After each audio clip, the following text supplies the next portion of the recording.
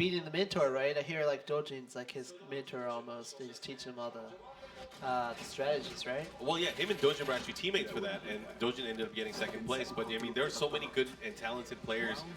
Some of them that are here. We have Hapon from the Philippines who actually ended up going heads up against Jun Ding at Rev Major. But a lot of them are out here, and you know, the Philippine players are just a treat to see more places in Asia really come out and represent for the game.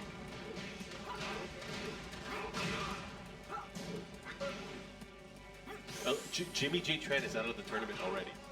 Like for good? Yes, we didn't even get to see him on stream. That's insane. That's how stacked this tournament is.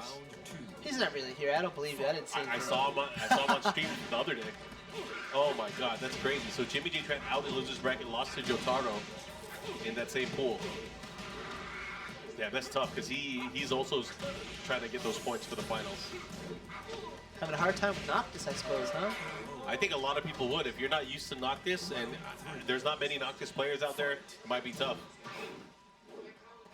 Not playing enough online, right? Well, yeah, Jimmy doesn't play online. It's a different game. I mean, I'm going to be very open and say it. Playing online is good. It can satisfy certain things about the gameplay, but it's obviously different from playing in the tournament setting. I was talking about that on stream a bit earlier. There's no way the game is going to be the same offline and online unless we put in a lot of buffer frames offline to make the game. And that's a big topic within the FGC now is the rollback.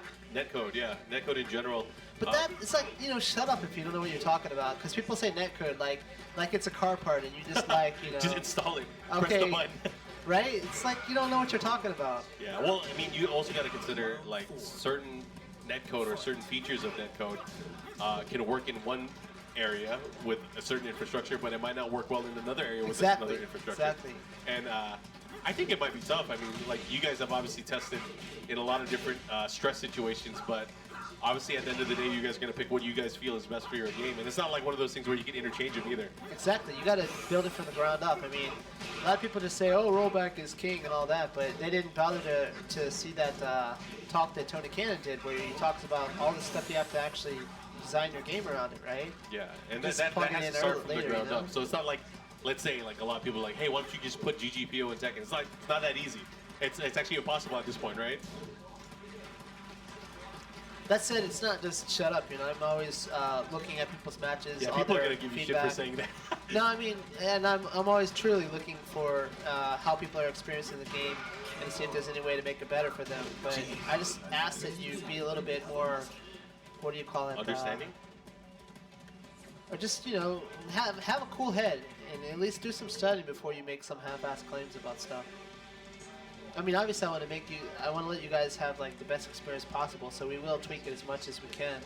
Well, but just don't take the flavor of the month and be like, oh, let's do this because that's a good idea, without thinking about all the ramifications, you know?